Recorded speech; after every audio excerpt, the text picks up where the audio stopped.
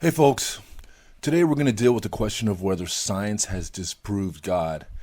More directly, we're going to be exploring whether our knowledge of science and where science is going compels us away from a belief in God. Often you'll hear avowed atheists claim things like, I don't believe in God because of science.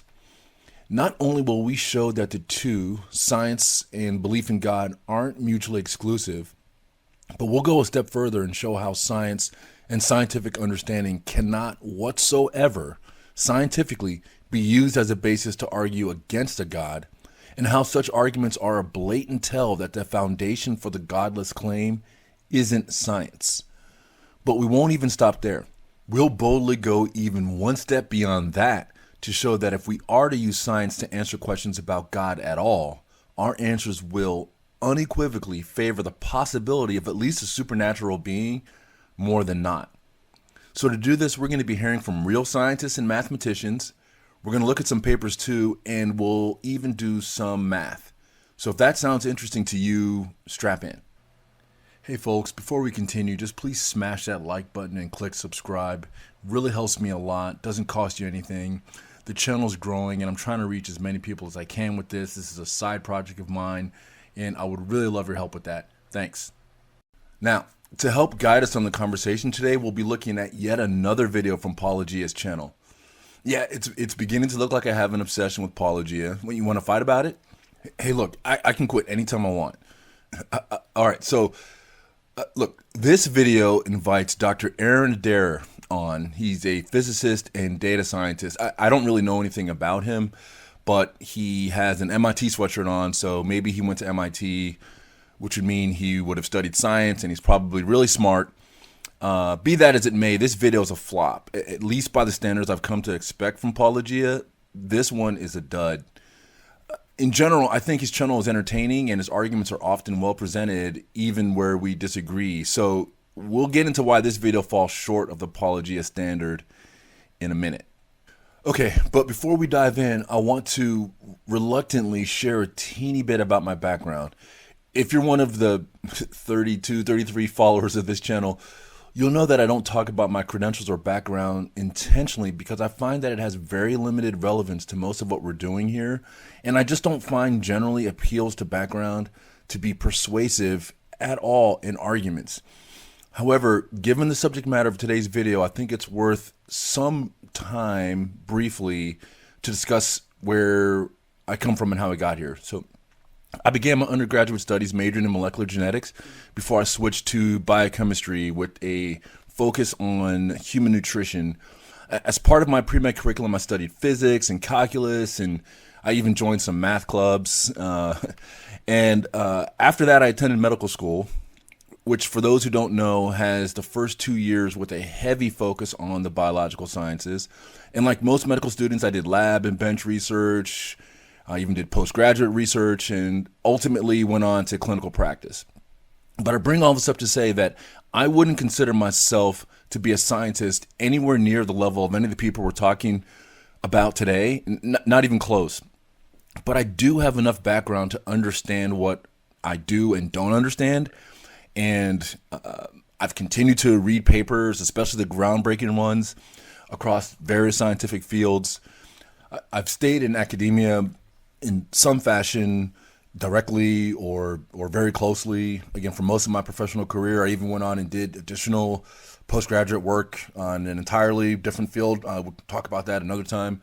So I bring that all up so that you guys have a bit of the background as to why I feel comfortable delving into this topic. So with that, let's get into the video. Paulogia is going to have his host, Dr. Adair, talk about and critique a conference put on by creationists who reject the notion of the possibility of alien life on other planets. So when I first saw this video, I thought, oh, this is going to be really interesting because, again, I don't know anything about this group, and I'll touch on that in a second. But groups like these tend to be pretty easy targets to go after because, again, I don't know anything about this group, but they tend to make claims that, especially when taken out of context, can be easily caricatured. And so I thought that's what was going to happen here. at least with this video, that failed pretty spectacularly, and we'll get into why. But before we go much further, just one other thing I probably should talk about with respect to my background. Let me say a couple things. One, I'm not a creationist. So I'm a Christian, and I'm not a creationist. And that is, I think, important to get out before we move further. Because there's an assumption that one can't be a scientist and also a Christian. And for a number of reasons, that's just incorrect. The second thing is, I'm also not one who is an intelligent designer. I don't subscribe to the intelligent design point of view. I will say I believe that humans were created by God, and that God, in infinite intelligence and created the natural world that humans live in. I believe that, but I don't get to that point by arguing it scientifically. I don't think you can get there scientifically. God did it has absolutely no explanatory power, no matter how convincing the underlying arguments may be that may be pointing in a particular direction. The answer that it was God can never explain anything scientifically. It can't be falsified, and so it's just ultimately not satisfactory if the argument is science. Like I said, I get there on other grounds, and we can explore that in other videos. And I'll also say that science does kind of create the substrate to say that, hey, there are things that we don't understand and we never will understand. And so that space, one could put whatever non-falsifiable postulate you want to put on there. You can put multiverse in there. You can put God in there. But to argue that science can somehow compel us to a belief in God, sort of the intelligent design argument, I personally don't subscribe to that. So I just want to get that out of the way up front. When you hear these arguments, the arguments I'm making here do not come from the perspective of a creationist. They do not come from the perspective of an intelligent designer. These come from the perspective of a scientist who also happens to be a Christian. Okay, let's go. We are putting on a conference called Evolution Exposed. We pulled in experts on the subject of evolution For a total of 11 speakers. and gave them just 15 minutes to give us their best. And on top of all that, a 1-hour Q&A panel session. You're going to love Evolution Exposed. Anyone can refute evolution. Zoo to the zoo to me and you. Call that a fairy tale. Not allowed to ask questions. It made evolution look ridiculous. Shows the foolishness of atheism. I knew I was going to get corrected. No, I wasn't even listening to your answer, Eric. This guy might be coming for you. Welcome to Paulogia and another installment of Evolution Exposed, our claim-by-claim investigation of the Creation All-Star Mega Seminar. If you'd like to catch the series from the beginning, tap on the playlist above my head. For those who don't know, Living Waters is the name of the Ministry of Ray Comfort, and as a global organization, there is of course a Living Waters Europe. Remember when Ray promised to litter London during King Charles' inauguration day with fake money? Did that ever happen? Anyhow, next up is John Harris, the head of Living Waters Europe, here to destroy the theory of evolution by debunking aliens? So I'm hoping that you can see my slide. So it's an evening at the moment right here. So hello, good morning, good afternoon, good evening, everyone, no matter where you are. It's a pleasure and privilege to be with you today to share a very interesting topic that many people may have thought about, but don't really talk much about. So could life exist on another planet? Aaron Adair, co-author of the recent book, Aliens and Religion, Where Two Worlds Collide, assessing the impact of discovering extraterrestrial intelligence on religion and theology. Is this a topic that people don't really talk about much? Don't talk about much? Sounds like someone who didn't get to have any of those good college nights looking up at the stars and wondering, or taking the time to listen to late night AM radio, or paying attention to movies, TV, or congressional hearings. People have been talking about life on other planets for years. 1,500 years ago, everybody knew the Earth was the center of the universe. 500 years ago, everybody knew the Earth was flat. And 15 minutes ago, you knew that people were alone on this planet. Imagine what you'll know tomorrow. Aliens are a hot topic, and the discussion has been going on even within Christianity for thousands of years. So I think John is estimating very little of his audience here.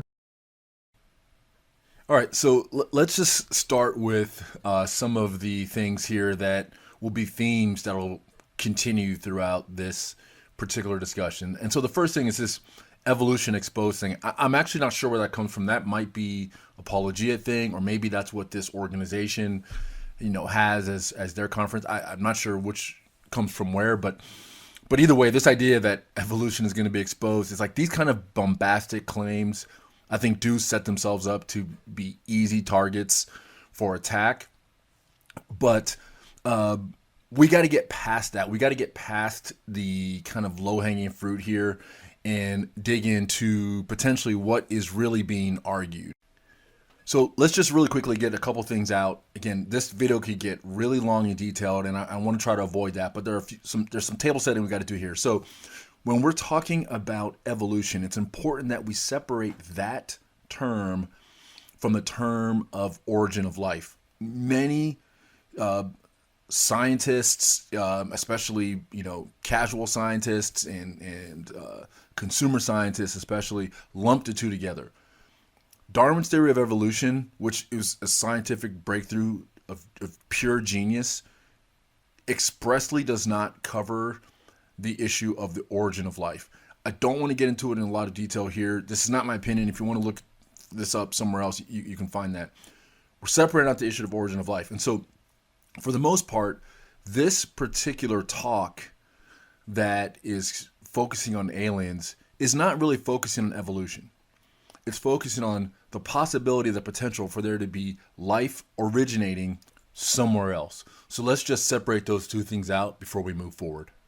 So before we get back in, I want to turn your focus to what you should be looking for when you're trying to evaluate a scientist, any scientist. And one of the hallmark characteristics of a really good scientist is circumspection or restraint, because this is real important subject matter, and we don't know a lot, and we may never know everything that there is to know. And so bold, bombastic, loud, provocative claims are an indicator that the person who is talking is either not taking the subject matter seriously enough, doesn't have the grasp of the subject matter, or has some other agenda. And again, I want to be clear, this is not an attack on any of the individuals in this video, not Dr. Adair, not any of the people who are from the organization. I don't know them. I don't know anything about their backgrounds. I'm just following the video here.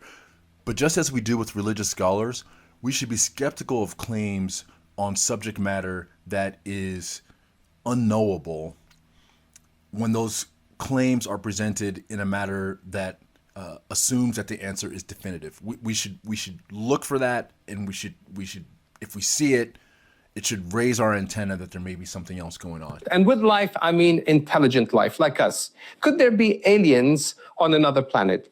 Well, it seems to me how you answer this question is dependent on your worldview. It's basically that's what you believe and how you think life started. There are really only two main worldviews to take into account here. I think there are some other religious worldviews out there. One of the self-deceptions in Christian creationism is there is only their view and nihilistic atheism. Only a Sith deals in absolutes. Billions of other believers have something to say about that. You're either an evolutionist and believe that life could spontaneously generate from non-living matter. There's a clear dig at so-called spontaneous generation. The old belief that living things could suddenly appear from non-living matter, like insects emerging from mud or mice from rice, without any parents or seeds of life. But that's not the same thing as scientific research into abiogenesis, and no so-called evolutionist argues for spontaneous generation. These are classic creationist strawmen and dog whistles. Or you're a creationist who believes that life is created by a personal, powerful being with an intelligent mind. Again, other religious worldviews exist. You don't even need to leave the ancient Near East from which Judaism sprung to find other views on how the universe came to be, and it's neither naturalistic nor was it created by a personal deity. So it depends on your worldview that determines what you think. What other choices do we have really? It's either by coincidence or by design. Is it a coincidence that species are better adapted to their environment, have greater reproductive success, or can that only happen with design? This binary choice doesn't represent science or evolution, and it doesn't do much for God either. So let's start with the first part of this clip here, where he's focusing on the two different worldviews, the evolution worldview versus the creation worldview. I should say that positioning came from the organization here, Living Waters. It doesn't come from Dr. Adair. The framing, as we've discussed, is incorrect. Again, if we're talking about creation, then the analog here would be origin of life and not evolution. But even setting that aside, one of the challenges here is that once you start kind of mucking up these issues, it becomes hard to tease out the rebuttal arguments, because if the rebuttal arguments are responding to an already poorly framed argument, then it's hard to really harp on the rebuttal too much. There is a thing here, though, that I think is something we can discuss, which is that when it comes to the worldviews, there really are only two. There's either the view that everything was created by purely natural random processes, or it was not. That's it. So there are a few things that we can say with certainty. That's one of them. Either we have purely natural random processes, uncaused, unguided, no external intelligence, or we don't. That's it. Unfortunately, while these are the only two categories that are possible, within each category, there is a wide range of points of view that can be taken. And that's because what we're talking about here, when we're talking about the origin of life, how everything started, is an area that is inherently unfalsifiable. And I'm going to show you a video clip later, or a couple of them maybe, that get into this issue from other scientists. So you're not just hearing it from me. So let me start by re-emphasizing a point, if it's not already clear. We are in a realm of discussion where we can never have the answer. Again, I will show you other scientists who take this point of view, so that you don't just think it's my point of view. We're in that realm. And given that, we're postulating potential theories. One is, hey, everything was purely random. Life originated from entirely random processes, uncaused. And then the other is that maybe there was a creator. Maybe there were multiple creators.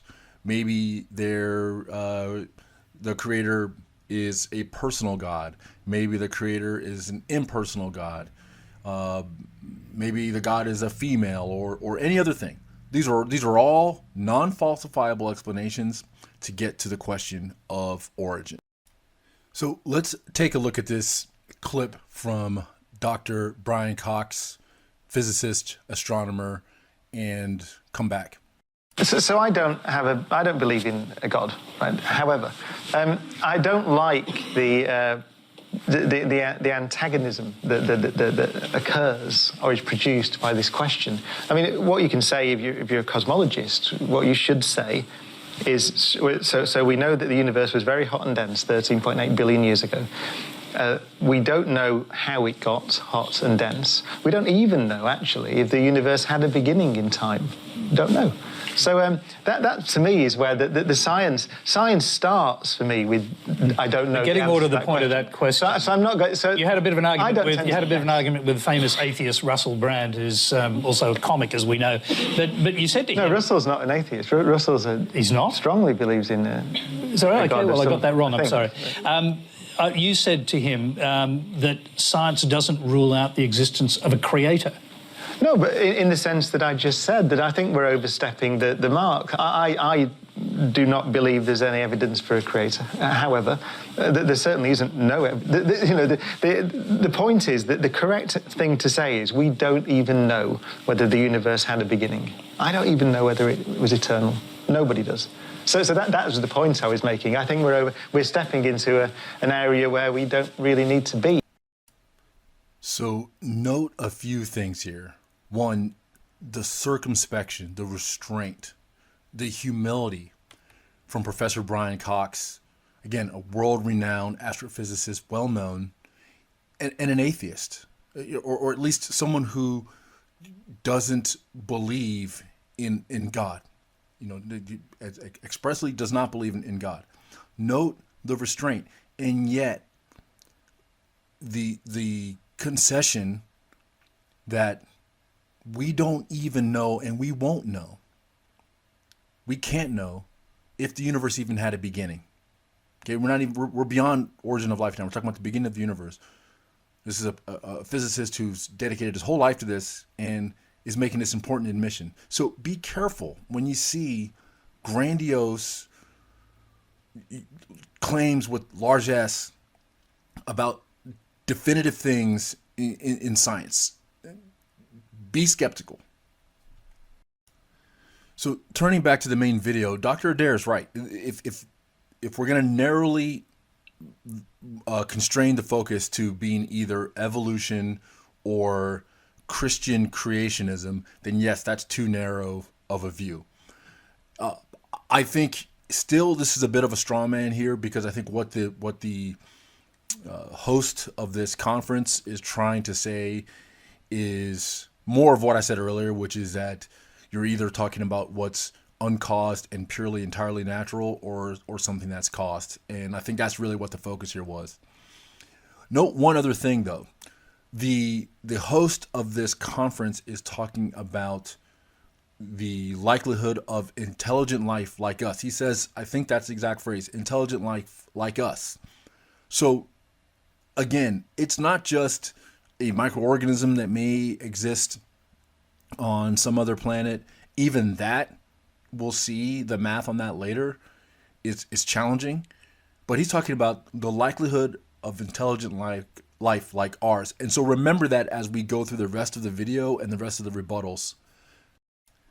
All right, and so there was another part of the previous clip where Dr. Adair and Paulogia were focusing on spontaneous generation, and they were talking about these sort of old concepts with respect to that.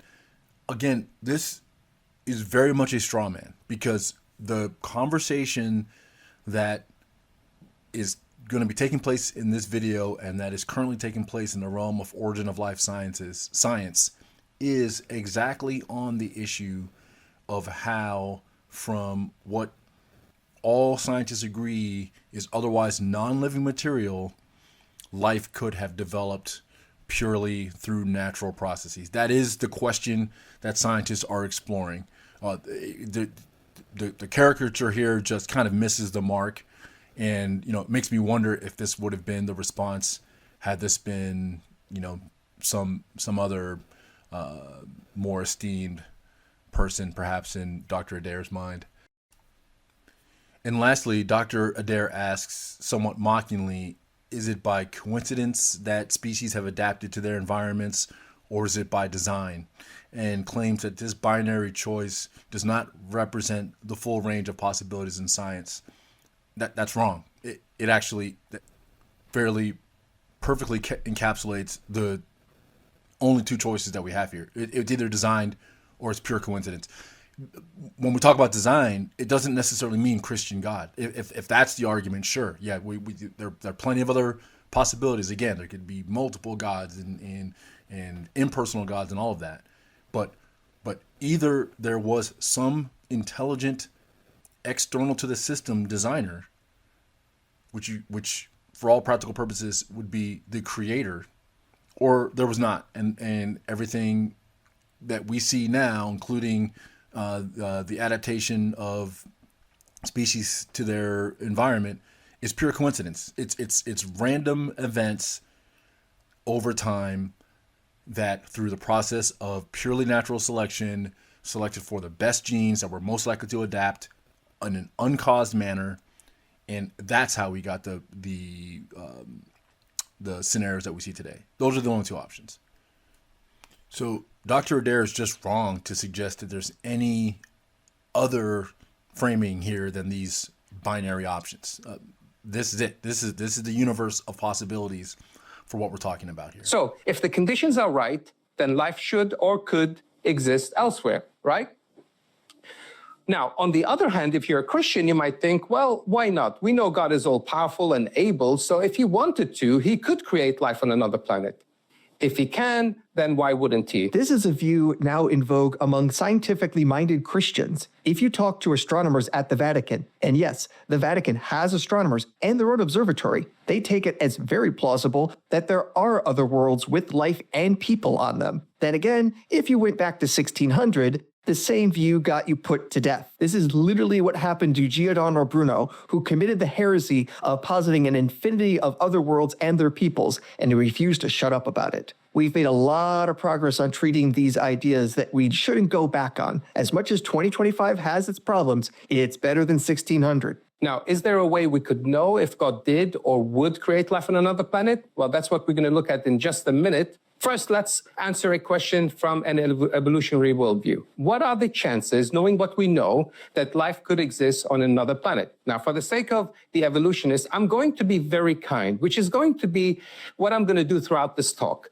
and make a lot of uncomfortable allowances. I'm going to ignore lots of sort of very important stuff, things like the law of biogenesis, which tells us that life can start from non-life. You may want to take a close look at life and notice that every living being is built up from fundamentally non-living stuff. Atoms are not alive. Individual molecules are not alive. Thermal energy is not alive. But in combination, this is what all life forms are. There's even a branch of physics exploring life in just this way called non-equilibrium thermodynamics. That's a fancy way of saying when parts of a system are not at the same temperature, thermal energy moves around, and that dynamic process has consequences. In fact, this branch of physics indicates that complexity will increase given non-equilibrium. Life is an example of thermodynamics in action. There is not a life force, so when life is what non-living atoms do given the opportunity. This law tells us that no matter how suitable a planet is,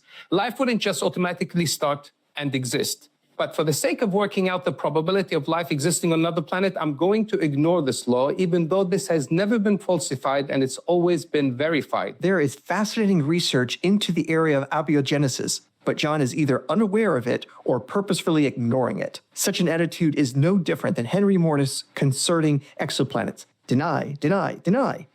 Even though scientists have been and continue to make progress on the things creationists declare as impossible. I'm also going to ignore some other stuff, ignore the information found in the DNA. We all know that DNA is a complex structure that holds the blueprint for life. It's not accurate to say DNA is a blueprint for life. For one, there are living beings that don't have DNA, like retroviruses, and the models of abiogenesis don't have DNA early on. Moreover, DNA isn't a list of instructions, but it's a molecule that interacts with many signaling molecules to produce amino acids in certain sequences to make proteins, then they combine to make other complex structures. To put it in other words, it's way more complicated than DNA as an instruction manual. In fact, the DNA is packed with so much intelligent information, we call it the language of life. What is intelligent information? In information theory, we have a good and rigorous definition of information, and there isn't a special subset called intelligent information. How about we talk about what information is?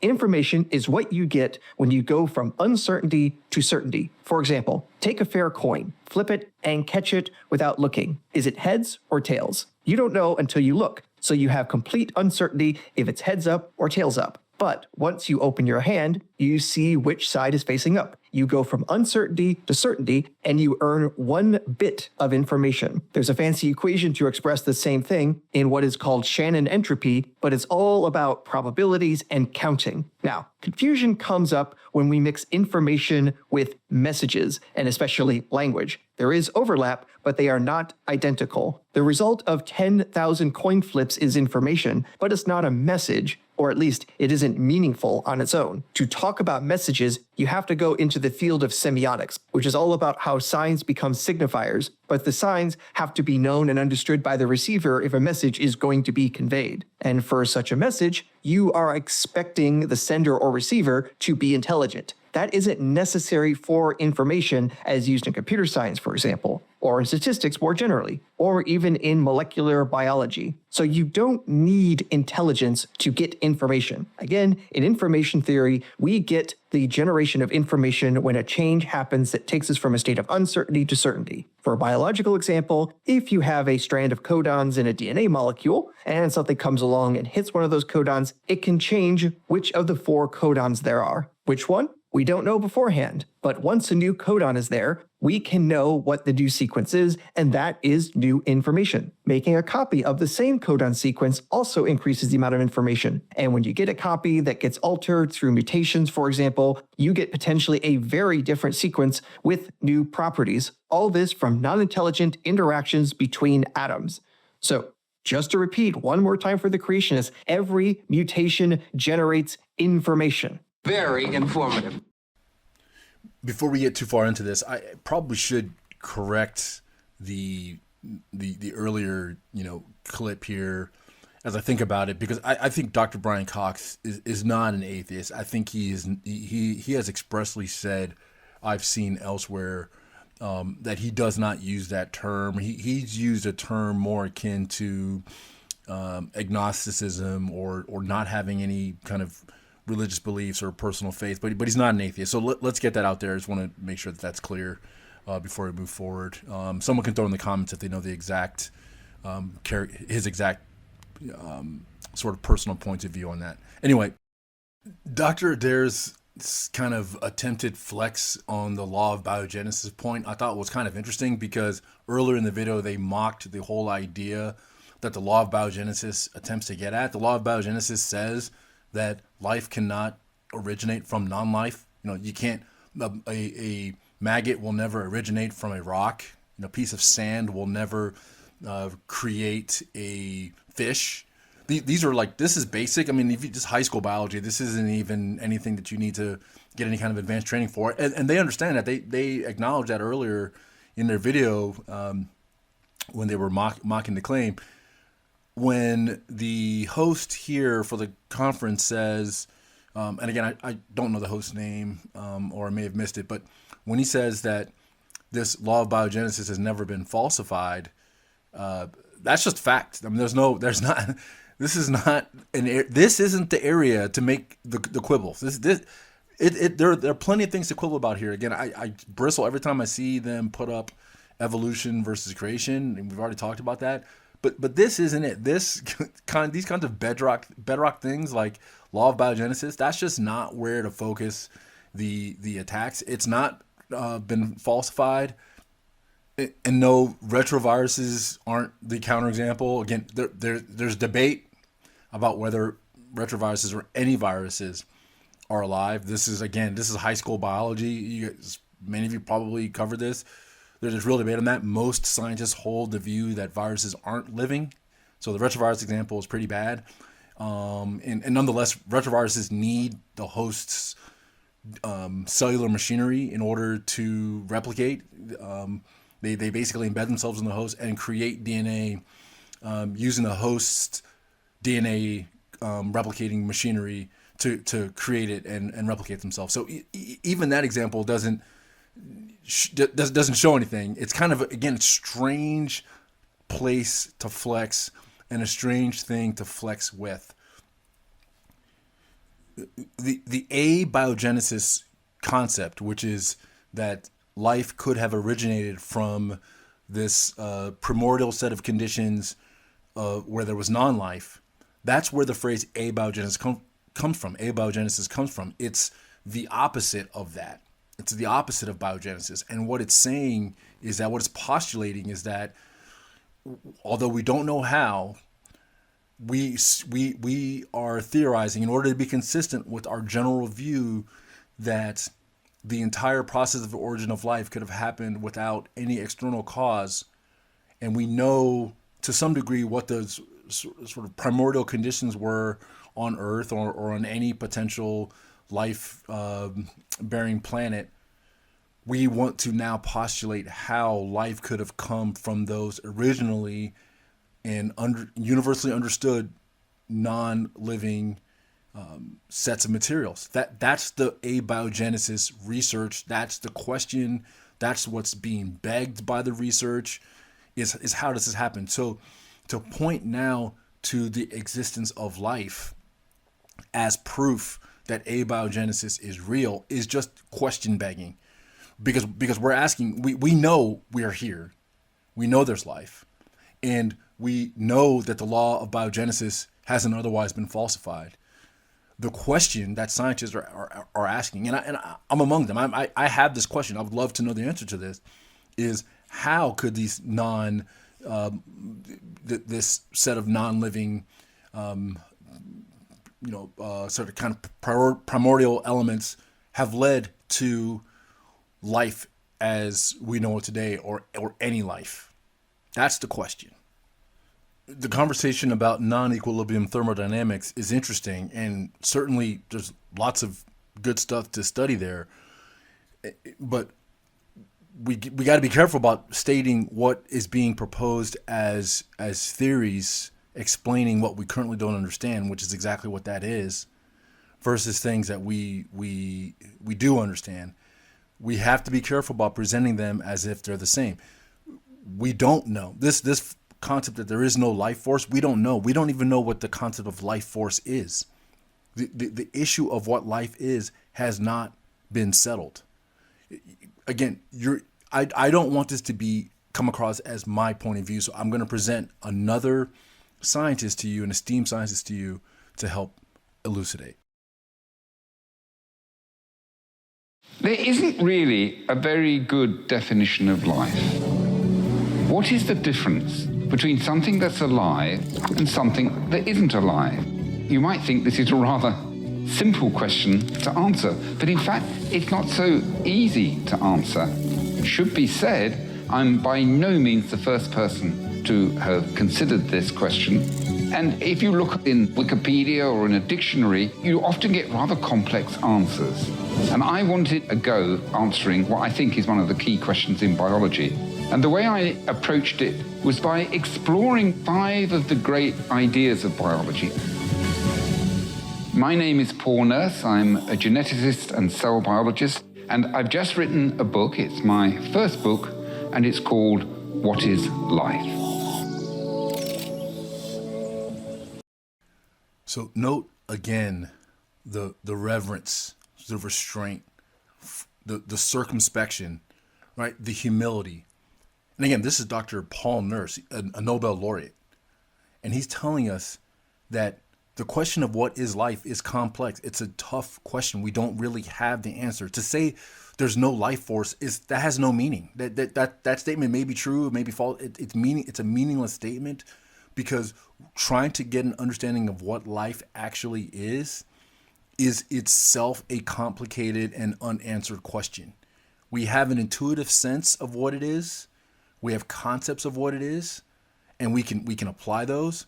But to say that we truly understand how life came into being is just far overstepping what a reasonable scientist, including a Nobel laureate, would say. And I should add, Dr. Nurse, I looked this up. He's not a believer. He's not a Christian. He describes himself as a skeptical agnostic. And again, I think what you'll see here as a recurring theme is that generally the view that most people who truly understand science and understand science on a deep and fundamental level, that's generally the view that they get to. It's one of skeptical agnosticism, agnosticism generally, or even potentially the belief in some form of creator. It is almost never pure atheism. That is almost never the view that a true, deeply knowledgeable scientist takes. And there's good reason not to take that, and we'll cover that later. Now, again, I'm not saying that there aren't scientists who are atheists. In fact, probably the vast majority of scientists are atheists. But what I'm pointing out here is there's no necessary link between a deep fundamental understanding of science and atheism. You can choose to have both. You can choose to have both, just like I choose to have a belief in a creator, in a Christian creator, and choose to have a belief in science. And I will concede that there's no necessary link between my understanding of science and Jesus Christ. I choose to have both. But the atheist needs to also concede that there's no necessary link between science and atheism. And if we had to choose between the two worldviews, you'll see that most people, when they get to the depth of understanding, will have a hard time becoming decidedly atheist, as between the three potential options of agnosticism, atheism, and belief in some kind of creator. Atheism is the hardest position to take if the position is being taken for reasons having to do with science. Component of revelation. Well, I had to learn more about that. Over the course of the next year, kicking and screaming most of the way, because I did not want this to turn out the way that it seemed to be turning out, I began to realize that the evidence for the existence of God, while not proof, was actually pretty interesting. And it certainly made me realize that atheism would no longer be for me an acceptable choice, that it was the least rational of the options. That was Dr. Francis Collins, a physician and scientist, esteemed in the field, former head of the Human Genome Project, also led the National Institutes of Health. He is a Christian, and so I want to put that out there for full disclosure. We'll cover a little bit more of his discussion and analysis here at the end of the video, but I think it is worth showing here that this position that atheism is somehow compelled from the science is at least not a position that can be argued to be undisputable. I find Dr. Collins' faith journey to be so interesting because it mirrors mine in so many ways. We both started our career in medicine, and he started as an atheist, and I started really as a truly skeptical agnostic, leaning toward atheism. I never all the way got there. And it was because of the science. It was because of the study that I could no longer deny what I was seeing. I could no longer persuade myself that atheism was a valid position to take as between the two. I think between skeptical agnosticism, and again, even some kind of faith belief, those all work from my point of view. Again, this is just my opinion. But atheism just does not. Okay, so we'll move on. Dr. Adair appeared to get hung up on this concept of intelligent information, and I'll admit it's kind of a weirdly redundant phrase. We can quibble about intelligence. I think if you sort of imply that there's sentience in the definition of intelligence, then you would have more of an issue with it the way Dr. Adair did than if you don't assume that intelligence requires sentience. I personally don't, but it's neither here nor there. I think what gets lost in the conversation and what was obfuscated by Dr. Adair's drive there is that DNA does contain information that is valuable. Again, this is not my point of view, and I'm just going to leave this again to Dr. Nurse to explain to us. So life is chemistry, but life is also built on information. Because life has to constantly manage information. Let's take what I said about chemistry and all those different compartments. That can only occur if there's an information transmission to keep the whole thing coordinated. Let's say a gene is making a substance and it wants to keep that substance at a constant level. As that substance increases, it switches off the gene, and when it decreases, it turns the gene on. But you only really understand that when you realize there's information management going on here. The cell is measuring how much stuff it's got and then using that to determine whether the gene should be switched on or switched off. If we take DNA, we could understand the structure of DNA in terms of how one base is related to another base.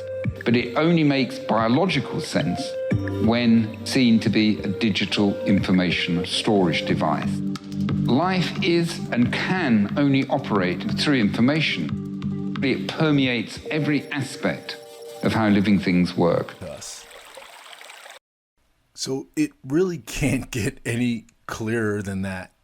And I struggle to see what the point of this video even is, because if the idea is that this video was meant to rebut claims that were made by wacky cuckoo creationists, again, I'm not calling these guys that, I don't know them, but if that's what the point was, it's not working right now. It's failing to do that. And in actuality, it's doing something to me even worse, because it's making what's been so far presented as a fairly clear issue by the forum here.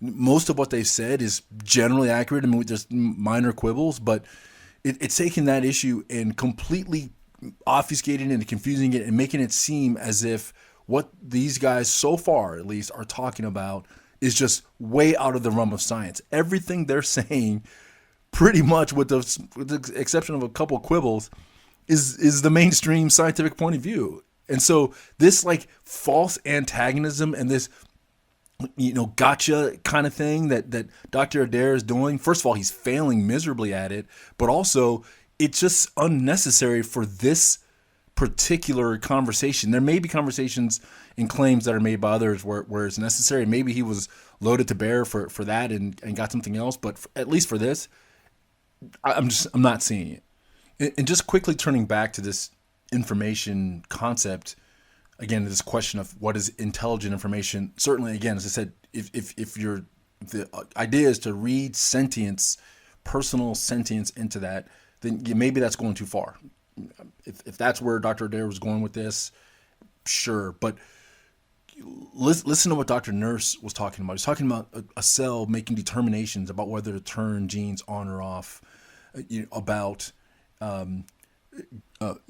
information management, the cell taking measurements. I mean, all of this stuff has the potential to be heard as implying sentience, right? These are things that we know sentient entities do. They measure and determine and switch on and off. And so, but certainly no one would argue that Dr. Nurse is saying that the cell or that DNA itself is sentiently intelligent. So altogether, I just don't see what the issue is here, what the big problem is here with what's been said so far. There was something down there. It was organic. There was life. You don't know that. I believe that. It must have a planetary system with a giant planet to shield the inner planets from too many comet impacts. Must is a strong word here. What is the correct number of impacts? We don't have a way to show that. Sure, if we had a doomsday asteroid hit every day, then that wouldn't be good for keeping us around to chat. But too infrequent may also be a problem if we need to have the occasional kick to get life to try new possibilities. Also, different models and simulations give different results if Jupiter sends more or fewer comets and asteroids our way. We need the right kind of atmosphere. It must have enough water and enough continents to support life like ours. Keyword, life like ours. What about life forms not like us? Remember, we want to look at the probability of life, not the probability of life that is the same as us. If there are billions of different ways that intelligent life could emerge, talking about how improbable having life take one of those billions of ways does not make the emergence of life improbable. This is a fundamental set theory error. Dr. Adair talks about the fundamental set theory error here, with the claim being that the idea that we need to think of complex life as being life like ours is too limiting, and there are potentially billions of other ways that life could form complex life, higher order life, that's not like ours. I don't want to quibble with that point too much. It's a reasonable assumption, I suppose, to take that there are billions of other different ways in which complex higher order life could form. I just would note that there is some challenge to that by the fact that we're not seeing those other life forms from our vantage point. This is known as the Fermi paradox, and I'm going to let some other scientists explain that. The Fermi paradox is a well-known question asked by Enrico Fermi. He said, you can actually create a civilization on a planet, send out spaceships, let's say 2 spaceships, go discover 2 planets, build resources in situ, and then have each of those go discover 2 more planets, and so this doubles up every sort of generation. You can actually completely populate every planet in the entire galaxy on a timescale short compared with evolution. Like 100 million years or so. It's not billions. So he's saying, if this was done at all, there should be aliens on every planet. So where are they? I just want to be clear. The argument I'm making here is not per se that there can't be billions of other possibilities as to how to get complex higher order life. It's just that the math that we've seen and the examples that we've seen suggest that it's highly improbable that there are that many different ways to get the incredibly fluky type of life that we got here on planet Earth, even if it's in another form or being. Biologists point to some things that may have happened in that evolutionary journey, or that journey from the single-celled origin of life through to complex life and civilizations, that may be bottlenecks. One, for example, it's often called the fateful encounter hypothesis, is the origin of the eukaryotic cell, the cells out of which we and all complex living things on the planet are made. That appears to have happened once in something called a fateful encounter in an ocean about 2.5 billion years ago, when one cell got inside the other one, which is difficult to understand how that could happen and continue to live, but it seems to have done so. In particular, a bacterium seems to have got inside an archaean. But then, not only did that thing survive, but even more miraculously managed to reproduce and perpetuate that configuration. That seems to be a very unlikely thing. Without that single event, at some point 2.5 billion years ago, it is likely there would be no complex life on Earth today. So yeah, I don't even think it's debatable that generating higher order life, anywhere in the known universe or even beyond is improbable. When we're talking about the scale we're talking about, maybe we could reach the level of billions or trillions of potential permutations. I guess if infinity is the denominator, then yeah, sure. But the reasonable thing to say here in general is that whatever the possibility is of forming higher order complex life like ours may be, it would be an improbable event wherever it happened. Set theory error. And you have to have all these things in place at the same time to support life as we know it. So by 2001, we found we need 153 fine-tuning factors for life on Earth.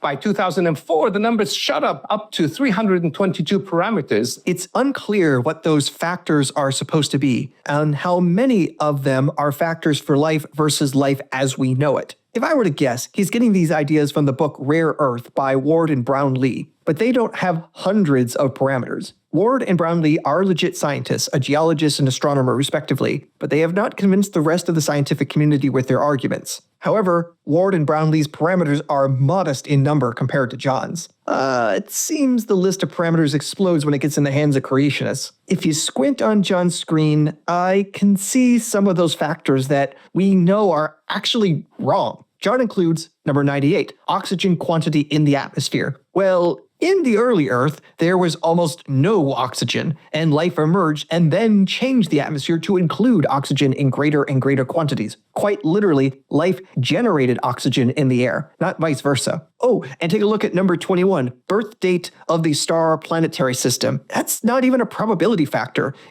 You gotta wait long enough. By his logic, 4.5 billion years ago, the Earth would never have life on it because it was the wrong birth date. You might as well say a baby can never get a job, ignoring that a baby grows up to become an adult. So here, Dr. Adair says that some of these factors are actually wrong. For example, oxygen quantity in the atmosphere. That's just not accurate. It's not accurate. And I can't allow it to slide because as I said, videos like this, I think the reason why we have to rebut them is because, one, they do this unnecessarily pitting of science versus, faith and religion, and that's unnecessary by itself. But you can't just say things incorrectly and be allowed to slide when we're talking about science. And so getting to the right oxygen quantity in the atmosphere is absolutely essential if we're talking about life as we know it, especially complex life as we know it, which is what was said at the outset, right? It was intelligent life like ours, right? You have to get to the right oxygen content. It's got to be balanced perfectly. And it's certainly true that when oxygen first began to appear on the planet, as scientists have observed, it wasn't yet right? But that's actually the point of the variable, right? I think that's the point of the variable, is that it's not even just simply having oxygen; it's having oxygen at the right concentration in the exact right balance. And so I'm going to let Dr. Neil deGrasse Tyson sort of explain this issue for us further. We have oxygen on Earth only because there is life on Earth. Not any kind of life, photosynthesizing life.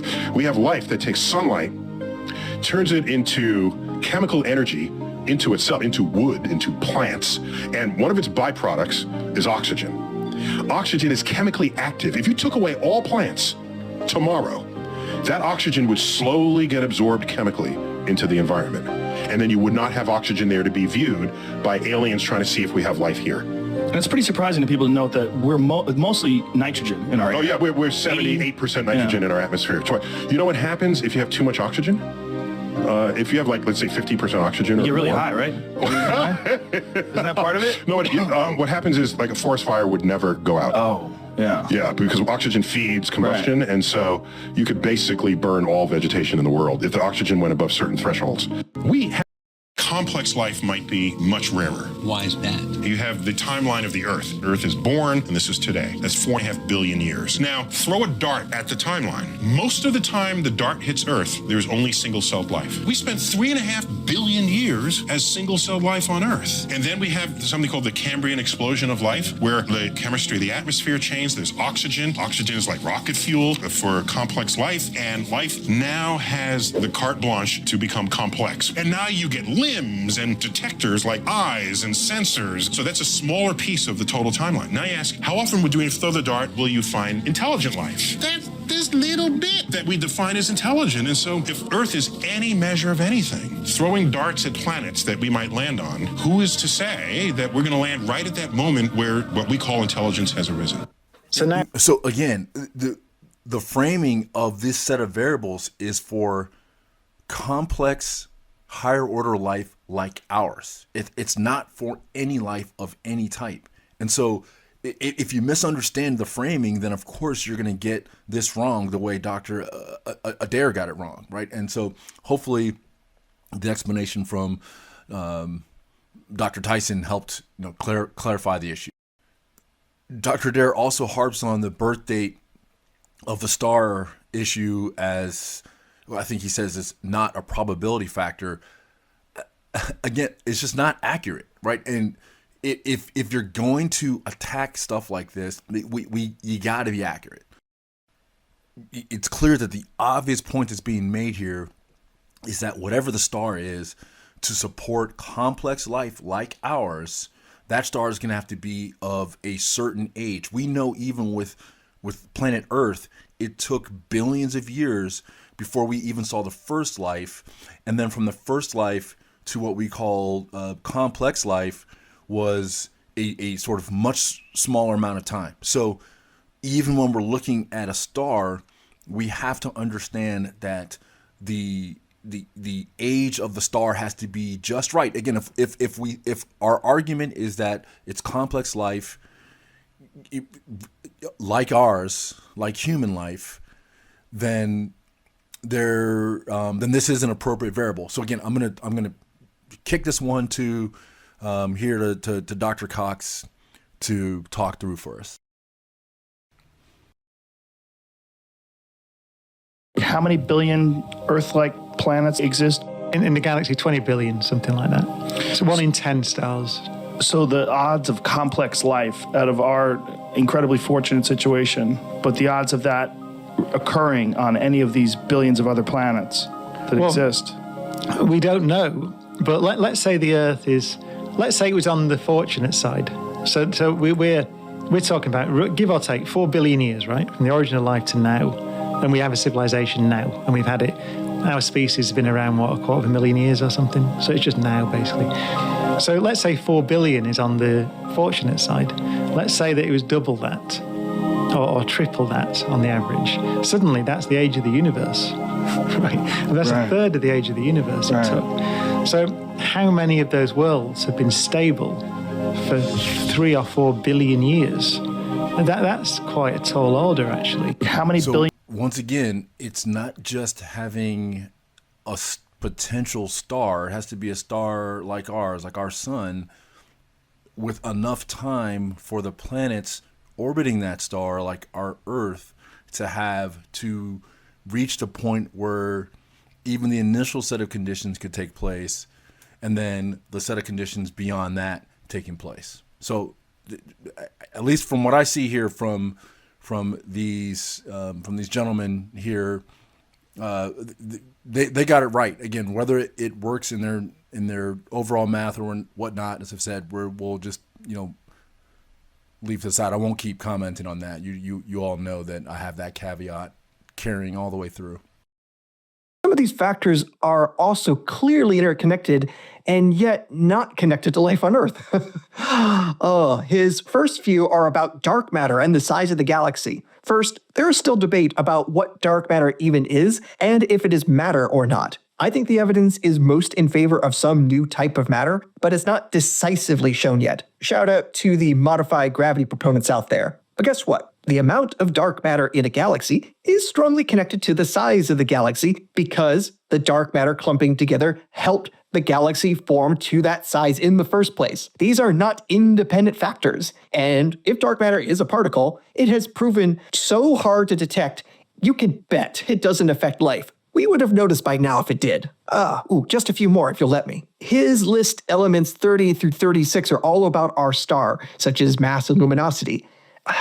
It's basic astrophysics that the mass of a star determines its luminosity, its color, and more. You can't have a supermassive green star, for example. In fact, the relationship between mass and color of a star is so well known, we have a spiffy diagram to show it off, so you can know a lot about a star just by where it falls on this thing we call the Hertzsprung-Russell, or HR, diagram. On the HR diagram, you see a diagonal line which represents the main sequence stars, and there's a pretty obvious relationship between color and luminosity. Red stars are small and dim, while blue stars are big and bright. And the main sequence is where the stars spend the vast majority of their lifetimes. Lifetimes on the order of hundreds of millions to trillions of years, depending on the initial mass of the star. So yeah, I'm going to call shenanigans on this list of factors. Shenanigans! Shenanigans! Shenanigans! In the future, we might find even more factors. Now, I know the font in the background here is it's very small, but these are the list of parameters, and I just wanted you to know that they're there. The wonderful source. They're there. Trust me, bro. But let's just look at some more of the parameters John has mentioned here. He says we need to have tectonic activity and a big moon. But are these two completely independent factors? Perhaps not. Some recent research suggests that an impact that formed the moon 4.5 billion years ago also helped start subduction of tectonic plates. If one factor leads to the other, then they cannot both be independent factors in the formation of life on Earth. That's going to lead to a math problem for John. But having said all that, for the sake of being extra kind, I'm only going to use the smaller number from 2001. Again, we don't know what those parameters are. We are in complete trust me bro territory. And of the territory we could barely see in his slide, I'm not going to trust him here. What are the chances that a planet would have one of these elements? Now, for this, I'm going to do something really crazy. I'm going to assume that a planet has only 1 in 10 chance of having any one of these elements. I think that's more than fair. Why? Where did you get a 1 in 10 chance? What have you done to validate that probability? Now, that would be great if we only needed one element to match. But with 153 of them, once you start multiplying these probabilities together, the chance of getting a planet with all these parameters together becomes very, very, very slim. The actual probability is 1 chance in 10 to the power of 153. That's 1 followed by 153 zeros. That's just an unimaginable small chance. And here is where the problem of independence comes up. To make this clear, get a deck of 52 play cards. If I were to ask you what is the probability of drawing a red card, what would you say? 1 in 2, because there are as many red as there are black cards. All right, what is the probability that you would draw a heart? 1 in 4, since there are 4 suits in equal number. All right, what is the probability that you draw a red heart? Well, if you naively treat red and heart as independent, you multiply the probabilities together and say there's only a 1 in 8 chance. But you know that all hearts are red. It's not even possible to have a black heart in a standard playing deck of cards. So that is what it means when 2 factors are not independent. Knowing one influences the probability, or even the possibility, of the other. To bring this back, folks, when Dr. Adair began talking about the relationship between dark matter and the formation of galaxies, I thought for sure we were going to be headed toward Bayes' theorem. I thought for sure we were going to be having discussions about the 3 prisoners problem. Again, those of you who did math club and are math geeks, you know exactly what I'm talking about. Instead, we got some weird example, simplistic example using a 52 card deck, which really has nothing to do with the conditional probability issue we're talking about here. So I really want to try not to get too esoteric here. And if you don't have interest in this, I'll put a chapter mark in this. You can just skip ahead. It's not necessary to pay attention to this. We are going to have to look at some quick math here just to explain some concepts. But the long and short of it is that, for example, the relationship between dark matter and the formation of galaxies, if those are listed as 2 different variables, it's true that they are related, but they're not related in the way that the red heart is in the deck of cards to hearts generally, right? The notion of red heart in the deck is a redundant relationship, whereas the relationship between dark matter and the formation of galaxies is a conditional relationship. And there's conditional probability for this, and there's math for this. And again, I know the people who are familiar with this you're thinking exactly what I'm thinking here, which is this was the most obvious place to go with this drive, and I'm just at a loss for words that we went to the card thing. So the issue here is something like this. Anyway, and we go back to the dark matter and formation of galaxies relationship. So we say something along the lines of in order for there to be sort of suitable conditions for life, we would need to have the dark matter align in a certain formation, and that would be an event. And then we would need, after that event has happened, we'd call that event A, we would need to have the formation of a suitable galaxy, and that would be event B. And we would know that event A has a conditional relationship with event B, in that the more successful or more probable that event A is, the more successful or probable that event B is. And so we have math for this. This is basic stuff, and we do this.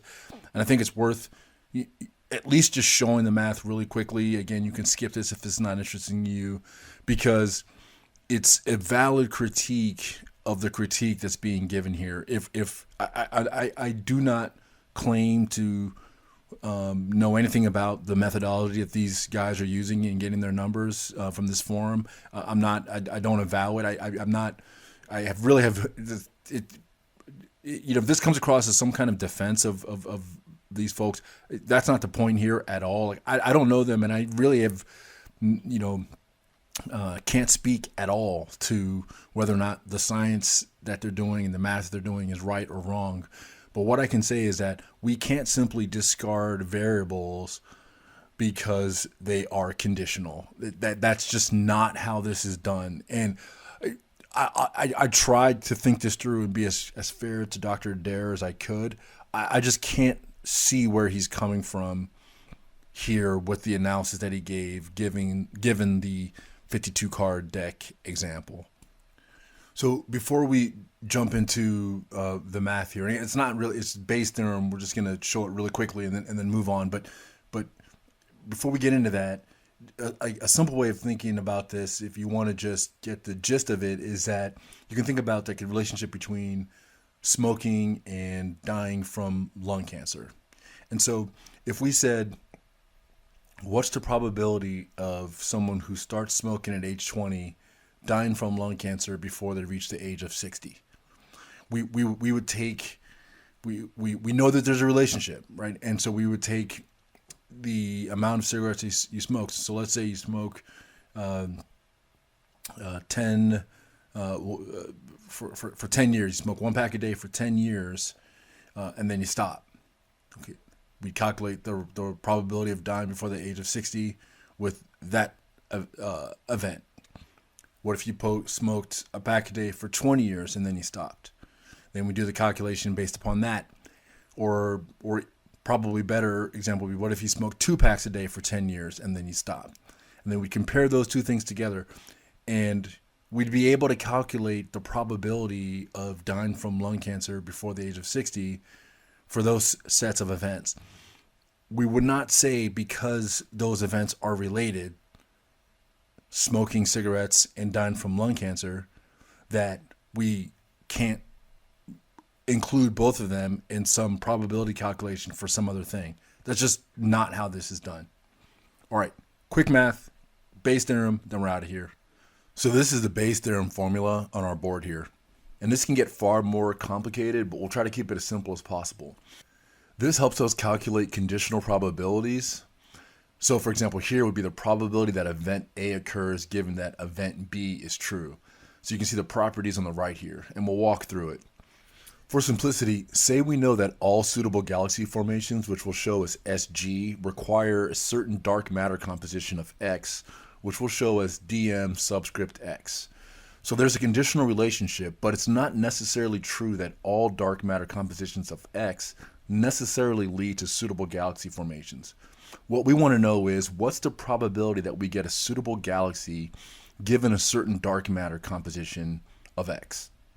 Okay, so we're doing an intentional simplification here for brevity and easier math. And so in this way, it looks a lot like the red hearts example, where if we draw a heart, we know it's red, but drawing a red card doesn't mean that we necessarily drew a heart. The key difference here is that we don't have enough to say that all suitable galaxies require a specific dark matter composition of X. We fudge that. A more accurate framing would be something like 10% of suitable galaxies require a certain dark matter composition of X. Again, even that's a simplification, and it's beside the point. But we're fudging that, and we're showing our work so that we can quickly move on from this. So we'd say that the probability of a suitable galaxy given dark matter composition of X would be equal to the probability of dark matter X given a suitable galaxy times the probability of a suitable galaxy. And then we divide that by the probability of observing dark matter composition X without any conditions. And so that would look like the formula here rewritten. This is essentially the Bayes' theorem rewritten with our assumption set. And so to keep the math simple, let's say that the rate of suitable galaxy formation SG is 1 in 1,000. And then the 100 out of the remaining 999 are dark matter compositions of X that don't have suitable galaxy formation. We can then calculate the probability of suitable galaxy formation SG when we have DM subscript X. And that's the math here. And so since we're saying that all suitable galaxy formations have the dark matter composition X, we'd take that to be 1. But here for the denominator, we'd have to use something, again, called the law of total probability, which here says that the probability that we have DM subscript X is the probability that we have a suitable galaxy that has DM subscript X times the probability of being a suitable galaxy, plus the probability that we have a non-suitable galaxy that has DM subscript X times the probability of being a non-suitable galaxy. So again, here we call the suitable galaxy and non-suitable galaxies a partition of a set. And here there's a set of galaxies. Again, this is a simplification, and this can get into way more subject matter, but this gives us, with our math, a 0.99% or just under a 1% chance of having a suitable galaxy. Again, of course, these numbers are made up, and that's not the point. The point is we need to know both variables, SG and DM subscript X, if we want to get a real probability. And merely knowing one doesn't mean we automatically know the other in the way we do when we draw a heart from a deck and then automatically know that the card is red. Again, I don't know if the gentleman here used the variables in this way or not. I've not looked at their work, but this is how we would deal with variables that are conditional, and we would not necessarily exclude them or write them off as redundant just because they're conditional. Okay, enough on that. I'm sorry for that tangent, and we'll get back to the video. Before we move on, someone should, feel free to check the work here. This is kind of an off-the-cuff thing here. I've not, done this in a while, and it's probably not the best look to flex on another flex if the work is totally wrong. But and it might be. I don't think so. But go ahead and check. But even if it is, again, I want to emphasize that the point here really isn't the math itself as much as the point is that we can't simply discard conditional variables. Okay, I've beat that. I really am. We're moving on. Let's go. Some of you are going to say this. Now, wait a minute, John. I get it. That would make likelihood of life existing on another planet very small or impossible. But surely that depends on how many stars and planets we have out there. Well, that's right. Correct. We have to see how many chances there are. If the chances of winning the lottery are 1 in a million and 100 million people buy tickets, you should expect someone to win, even though any one person winning is small. So let's look at how many stars we have. According to the European Space Agency, it says we have somewhere between 10 to the power of 22 to 10 to the power of 24 stars in the universe. To be more precise, there are estimated to be that many stars in the observable universe. For all we know, the actual universe beyond the observable horizon goes on forever, and there may be an infinite number of stars, just that all of them are so far away they can never be observed. For consistency. But to be extra kind, like I said I'm going to be all the way here, I'm going to go with a higher number. I'm going to go with the 10 to the power of 24. That's 1 followed by 24 zeros. That gives us more stars to work with. But now you're going to say, but wait, John, that's only talking about the stars. How about the planets? How many planets do we have? Well, that's a fair enough question. According to NASA, apparently we do have an idea of how many planets exist out there. They say the average number of planets per star is greater than 1. A small caveat here. The count of planets here is for planets orbiting a star. Models of planetary formation suggest there be maybe many, many more planets that were kicked out of their solar system and are now rogue planets. But in terms of orders of magnitude, it's not going to affect John's argument. But for the sake of being extra generous, let's pretend we have as many as 1,000 planets per star. Generous is one word. 1,000 planets per star? While we only have 8 in our solar system? Geez, we lost out. Again, this is besides the point, but the solar system isn't that crowded. That makes us have 1,000 more planets than we have stars. That's a lot of planets. But can you see that it didn't even touch the surface of what's needed? The odds are still too low. In fact, as a number, 10 to the power of 153 is larger than, get this, the total number of atoms we have in the universe. Much, much larger. Let me show you. The total number of atoms in the entire universe, believe it or not, someone has already worked this out, is 10 to the power of 80. That's 1 followed by 80 zeros. But we're talking about 10 to the power of 153. You see what I mean? Yes, the number of particles is estimated to be something like that for the observable universe. Again, the rest of the universe may be infinite, and I'm not even getting into the possibility of a multiverse, Marvel or otherwise. Can we just be done? Ooh, we're just getting started. No, with the whole multiverse thing. This is just a little quibble here, but I think it is worth saying that some astronomers have tried to calculate the total number of stars in the entire universe, again, the universe beyond our observable universe. Again, for reference, the estimates of the number of stars in our observable universe is somewhere between 10 to the 22nd and 10 to the 24th. A Japanese astronomer, Dr. Tomonori Totani, has estimated the number to be roughly 10 to the 100 sun-like stars, right? So not just any star, but sun-like stars in the total universe. If we assume that the universe, a single inflation event prior to the Big Bang, the issue of the inflation prior to the Big Bang is pretty much well settled. I'd say more or less not disputed within the realm of cosmology event that predates the Big Bang. And so if there was a single inflation event, Dr. Totani has done the math to estimate the number of sun-like stars to be 10 to the 100. I just put that here because we can use that number.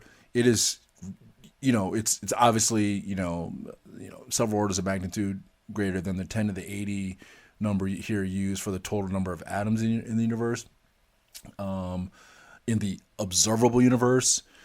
But it's a good enough number for us to kind of have in the back of our mind to help us have a rough idea for how many potential sun-like stars there may be out there. Of course, Dr. Adair's not wrong. It could be infinity. Again, this is beyond what's observable, so this is all theoretical and non-falsifiable. Anyway, enough on that.